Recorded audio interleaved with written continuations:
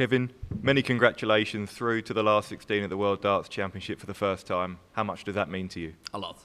Like, it's the best thing I've ever done in darts. You were really struggling early on in the game. How did you manage to turn it around and raise your level up there?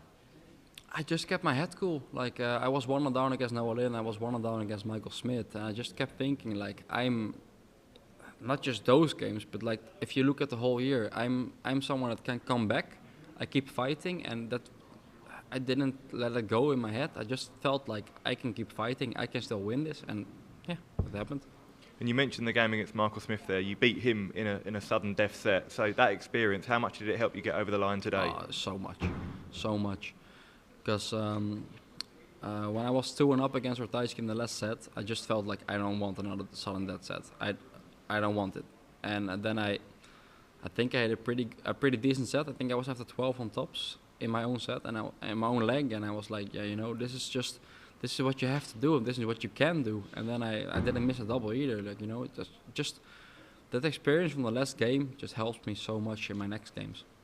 And the support you got from the crowd out there was incredible today. How much did that really drive you on in the closing stages? It helped. Yeah, of course it helped. It always helps. But if I have to be honest, like when I'm in my focus, I hear them, but I don't feel them, if you know what I mean. Like, it's just like I do my own thing. Like, they can boo me, they can cheer for me, but I just do my own thing. And like, of course, but it helps me, but it's probably it helps me in a way that I don't know. And Chris Dobey now for a place in the quarterfinals. What are your thoughts on that matchup? I think it's 50-50. I think our World Championships this year have been pretty equal. And, you know, like, I like Chris. He's a great guy. And, like, I can live with him. We can hang out and we can go to dinner sometimes. But, like, you know, on the stage, it's just, it's a new game. He's an enemy. Like, you know, on the stage, an enemy, a rival, whatever you want to call it. And, like, I want to beat him 4-0. And I'm not saying I'm gonna, but I might, you know. Like, I just feel like I can go really, really far in this tournament. Kevin, well done on today. You spent a lot of that game chasing Krzysztof, a lot of the time behind. How does the belief, how and where was the belief throughout the match, especially as you went into that last set? I always believed I was going to win it, even when I was 2-0 down, because, like, you know, I lost 6 legs in a row. I've almost never ever done it in my life, so I just felt like it's enough now, you know. You're going to play your own game now, you're going to hit your doubles, it's going to be no problem. And then I made the 2-2. But I think the 2-2, like the break after 2-2-all, it didn't help me, because I was getting in my flow after 2-all. And then we had a break, and we had like a 5 or 6 minute break, whatever it was. And then he started playing great again, or good. But I still managed to keep that mindset of I'm not going to lose, and I'm still going to take him. And even though he missed match starts, like, I did expect them to go in. I did expect to lose when he had those match starts, but when he missed them, I never thought for a moment that I was going to miss myself, ever. You're playing your best darts at the end of games. I think that's been apparent over the last couple of weeks. What do you need to do to make sure you're able to produce more of them at the start of games? That's a tough question, because I don't really know. I just think that I need to take it. I wouldn't say more serious. I just need to try to find my focus from the start, and that's, you know, it's easier said than done.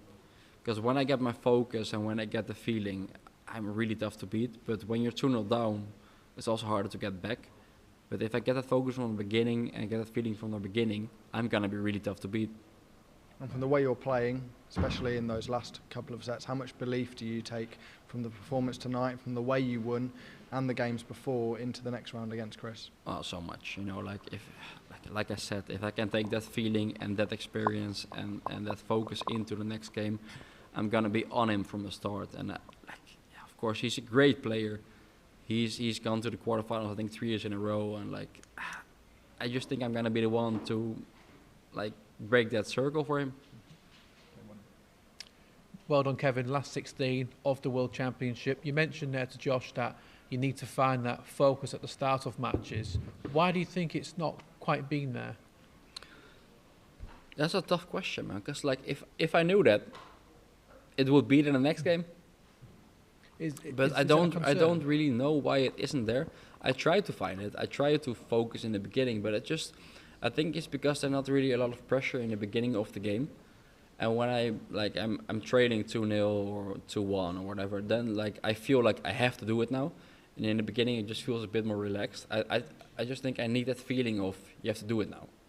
And in the beginning of a game, it's hard to get that feeling because it's such a long game, you know. Like you have so much time. Even if you trail 1-0 or 2-0, you have time. But yeah, it's hard to say.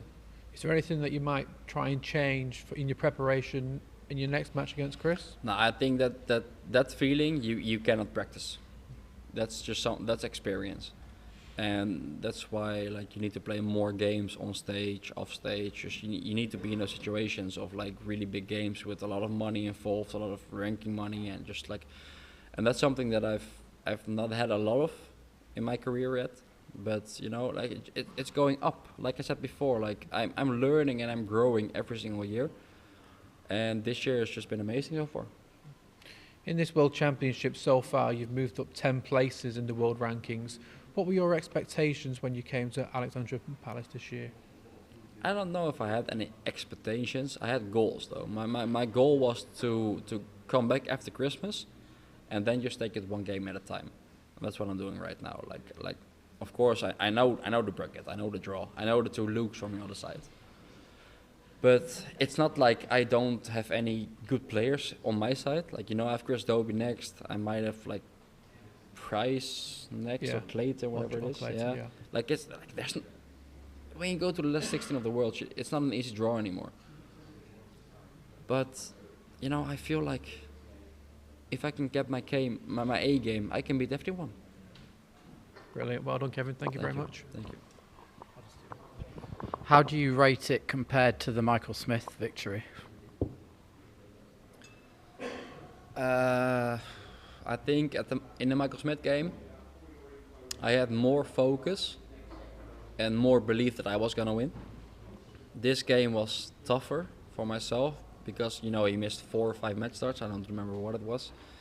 And I just felt like in important moments I was there.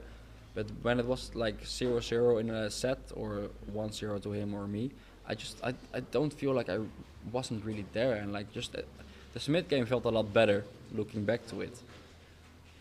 But the end of this game also feels really, really good because I kept pushing and kept fighting and I got over the line. And the crowd in this match, they were pretty much all for you. The noise was deafening when you were going for key doubles. But when they're for you, does that make a really positive difference compared to, say, Ratajski? Yeah, of course it does. But, you know, when you're in that focus at the end of the game, crowd or not, you feel like you're going to hit it. And maybe because of, like, voodoo or whatever you want to call it, like, you're going to hit it even more when the crowd is behind you. And you might believe that, you know. But I just feel like, I love the crowd being on my side, you know. It's a really, really good feeling. It's a great feeling. But I don't think that I would miss it without them, because you're in such a focus that you're not gonna miss anyway. And the crowd helps, of course, but I think it helps more in the whole game, except for like, it just helps. It helps, but I don't know. Yeah, because against Doby, he's a very popular player too. So it will be back to maybe the crowd rooting for him. Yeah, you know what? We're in England. He's English, so I'm not expecting the crowd rooting for me. But you never know. Congratulations. Thank you. Kevin, well done. Congratulations. Did you experience that kind of crowd support in your career before? Maybe in the World Series in the Netherlands. Probably there as well. I think it was like the same amount of energy that I got from them as here. And what were your thoughts after losing the second set? I just kept calm. Like I went off the stage, I kept calm, and I just thought, like, you know, I'm still gonna win this, even though I'm 2-0 down. I'm gonna take, like, it's just, if you take set-wise, it's just the best of 5, and you know, you can win it, you can lose 3-0, 3-0, and then you can win it 3-2, 3-2, and then you're, 10-6 down in legs, but you're still 2-2 in the game. And that's what I was thinking. And I was just thinking, like, I'm gonna get in my game, I'm gonna get my focus, and I'm gonna win it. And Kevin, is it right that you're still living in Sweden? Since yesterday, I got my residence in Sweden. Okay. So we have more Dutch players living in Sweden than Dutch players living in the Netherlands in the last 16. Calm down. In the last 16, yeah, that's in the true. last 16, that's yes, of true. course. That's true. And do you consider to play with Jeffrey de Graaf the World Cup? Yeah, in a I'm few gonna years? have to, like you officially you need a residence for 5 years in another country. So since I got it yesterday, I might have to wait 5 years, but there might be a way around. Like I don't know yet. We'll see what happens. But you know, like Jeffrey is one of my really good mates on the tour. But I would love to play for the Netherlands. That's my first choice. But it's so hard to get in the top 2 because you know you have Danny Noppert, you have Dave van Duivenbode, you have Gian, you have Raymond van Barneveld. You have so much players above me right now that it's really, really hard to get in the top 2. And you know, if I'm allowed to play for Sweden and if I'm allowed to play with Jeffrey, that's a really good bait of me. So why not?